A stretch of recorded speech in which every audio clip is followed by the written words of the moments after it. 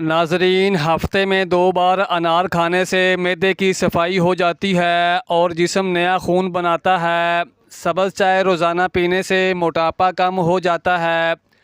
रोज़ाना एक सेब खा लेने से दिल मज़बूत हो जाता है। सब्ज़ी ज़्यादा से ज़्यादा खाएं, इससे बदन की जिल्द तरोताज़ा और जवान रहती है।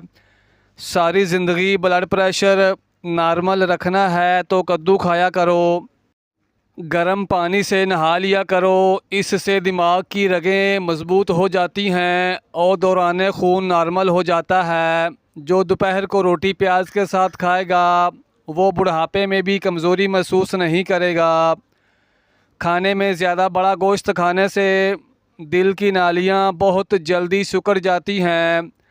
नींबू का रस चूस लिया करो, चेहरे की झुर्रियाँ गायब हो जाएंगी।